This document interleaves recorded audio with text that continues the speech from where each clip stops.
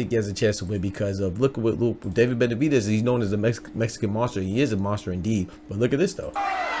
Bring that ass here, boy. And that, as you can see, he's not immune to getting touched. That was a serious knockdown right there. From the hood to college, both worlds they had to meet. 6 degrees between us, so cold we're about to freeze. But we're Florida boys, hot takes, we bring the heat. We're moving the culture, the engineers to the streets.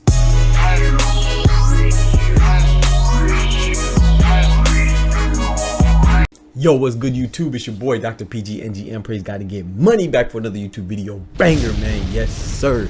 Hey, look, we are here on the new channel for Engineers to the Streets. Don't forget to hit that subscribe button. It's a brand new channel. I moved it or separated from my main channel, which is my gaming channel, drpgngm, where I usually host this. But we're gonna move it here, man. Y'all hit that like button so we could, you know, create a little niche, and y'all don't have to really go see my gaming if you don't want to see my gaming, or go to the sports if you don't want to see sports. You just have 2 separate channels. But hey, tune in with both and tap in. I really appreciate that. But look, man, first off, I want to get into the Demetrius Andrade versus David Benavidez card that's coming tomorrow, man, featuring Jose Benavidez Jr. going against Charlo. Charlo's coming back from that layoff, and Jose Benavidez, he's motivated as ever. So, you know, Charlo, of course, had some hiccups with the weigh-in and stuff like that, which I talked about in my other video. Go check that out. But here I want to talk about Demetrius Andrade, man. He is known, you know, at the 160 weight class, 154, and now moving up to 168. You know, he's known as one of the most avoided boxers out there. You know, I think he had a belt, recognized champion for like 4 years or something like that. He's been calling out the likes of Golovkin, Canelo, Charlos, both Charlos, you know, and he's been kind of avoided now, you know what I'm saying? And now he finally secured a big bag with David Benavidez. And you know, he's not a young guy. He's I would still say he's still good enough. You know, he's 35. Damn. I'm sorry. Not too old, but you know, I just wonder a little bit, man. This is gonna be too much. You know, did he take off a little bit more than he could chew? But he has been avoided. That's certified. You know, I think his toughest opponent has been Rosen so far. Rosen. I believe that he gave him his first L. If I'm not mistaken, he was a good fighter as well. So man, I think in this fight, bro, and the fact that he's been ducked for a long time from these various fighters, I think that lets you know that he is a seriously good fighter, well talented, very skilled, but he's awkward too. And I think the reason why a lot of people avoid him is because he's just not worth the risk. Unfortunately, you know, when in this boxing business, man, and like, it's not just about the fights and how good you are, but you also have to be, you know, people are going to make smart decisions. Nigga, you's a bitch. And they're not going to take the risk if it doesn't really have the reward there with it, unfortunately. So I think that's why, you know, it's a little bit of both. People are ducking him, but also it might not be worth it. Like Golovkin, I think at the time he was calling out Golovkin, his resume wasn't there. Even when he talks about trying to challenge Canelo, I think it was still another matter of resume. But it's been hitting this man hard because everybody brings up his resume. Well, he can't build a resume if nobody wants to fight him. However, too, you know, there's 2 sides to every story. I'm not sure about the contract negotiations, how much money he demanded, the monetary value. But yeah, man, so I just want to introduce y'all to this man, Demetrius Andrade. That's him right there, man. People are very I've been avoiding him for whatever reason. And you know, I'm gonna bring up the footage, man, when he talked about Canelo, man. Y'all just listen to what Canelo got to say. It's funny too. Just go home. Don't get the fight, man. Compete me then. Compete me. Horrible. Compete me.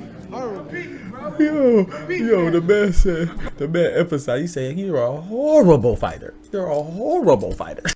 Know your fucking place, trash. You know he meant it because he don't really speak English like that. He said, hey, you're a horrible fighter. I think he's just, you know, exaggerating a bit, but yeah, you know, he been showing up to Charlo's press conferences, post-fight interviews as well for Canelo, Golovkin, and they all said the same thing. Like even earlier in this little interview, brought to you by Behind the Glove. Shout out to them, by the way.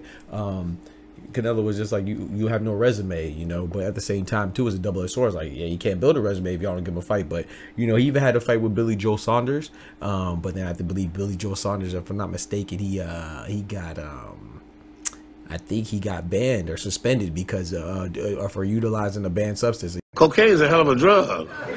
He used some stimulant that was banned, you know, so that fight got called off again. So it's like Andre's been given the short end of the stick. Oh, you almost had it. You gotta be quicker than that. I do think he's a good fighter. Like I said, I definitely think he poses a serious threat to Benavidez. But he definitely has a lot to prove, man. He has a lot to prove, and this is his time to shine, you know. And he could really mess up the Benavidez and Canelo future showdown, you know, whenever that's gonna come. But I do think that he has a chance to win just because of stuff like this, man. I'll show you this. I definitely think he has a chance to win. I think he has a chance to win because of look David Benavidez. He's known as a Mexican monster. He is a monster indeed. But look at this though. And there's a left hand from Gabriel, and it drops. And that, as you can see, he's not immune to getting touched. That was a serious knockdown right there. Of course, Benavidez shakes it off and he wins this fight. Of course, he's undefeated. Y'all have to tell y'all that. But hey, he walked forward. He likes to walk forward. He likes to march forward. And Demetrius Andrade is what? He's very awkward. He's gonna give you angles. Not as I wouldn't say he's as awkward as, let's say, Emmanuel Augustus, but he is gonna give you angles, throw punches while moving, kind of like Nasir Ahmed. Y'all remember him? He used to throw punches and bunches and throw them at awkward angles. I think Demetrius Andrade has a little bit of that in him, and so I do think he can pose a problem, catch David Benavidez off guard, but at the same time too, you know, he has something as well. Let me show you this. This is when Andre got knocked down. Bop. Hey yo. But look, but like I said, obviously he came back and won that as well, you know, and that's against Rosen that dropped him right there. So, you know, in my opinion, they were both legitimate knockdowns, but I think David Benavidez, his was a little bit more substantial. I think this one was more of like I said, they're both significant, but I think David Benavidez was more of like a blunt punch, you know. He got caught while he was also punching as well. He looked like he even landed a punch against Rosen, but he got caught in an exchange. David Benavidez was just coming forward almost blindly. But I cannot see. I'm legally blind. You know, he got lost in the sauce. I think he was the hunter right there. And I think Demetrius Andrade has enough power to check that. However, I don't know if he could put him away, man. Like I said, and this is so I don't know, man. Y'all let me know what y'all think. I'm gonna be honest in this one. I'm going for Andre. I would love for Andre to win. I like Benavidez too, but I think it'll be more of like a I don't want to call nobody, you know, I ain't calling him a woman, but it'll be more of a Cinderella story, an underdog story, if you will. If Andre could finally get that breakthrough fight, man. But I do, if I had to put money on it, I had Benavidez winning. I see Benavidez winning by 10th round stoppage. But if Andrade wins, I think he'll have to get him up out of there, you know. Well, no, I can see him going both. I can see him outboxing him, but I just, you know, 35 years old. Damn. Everybody is the age like LeBron. His legs could slow down, and Benavidez could walk him down, man. And I think that's what I think is gonna happen. That pressure gonna get to him around the 10th round, man. Y'all let me know what y'all think, man. I think Demetrius Andrade has been ducked, but I do think there's, you know, we all know there's a flip side to every coin, two sides to every story, and I do think that maybe it's contract negotiations and, you know what I'm saying, there's some unfortunate events, and he might be Limity Spigot, man. A series of unfortunate events with Joe Saunders getting that banned substance and trying to cheat. Golovkin saying he wasn't worth it. Canelo saying he didn't have a resume, so he's not worth the risk. But Benavidez finally give him a chance, and Benavidez is a tough cookie, man. So they both.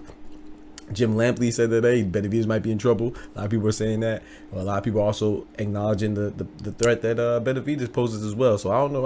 I think it's, I want to say quite a 50-50, but I'll say like a 75-25, maybe like a 70-30 in Benavidez's favor, man. Y'all let me know what y'all think. I can't wait for the fights. We have 2 undefeated fighters as well, Matthias, and I can't remember the other person's name.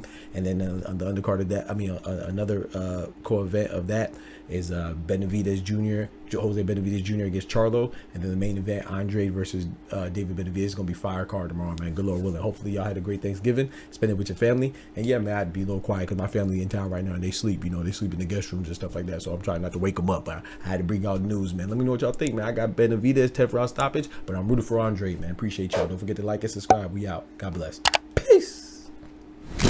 Go check out the YouTube. Consider being a YouTube member because I'm going to be dropping the full episode, but it's only going to be accessible to YouTube members.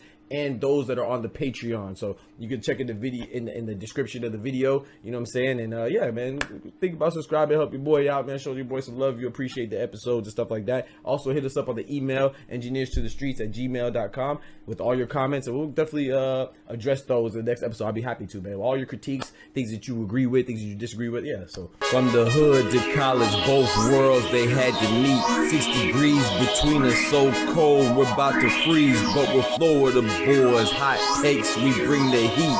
We're moving the culture, the engineers to the streets.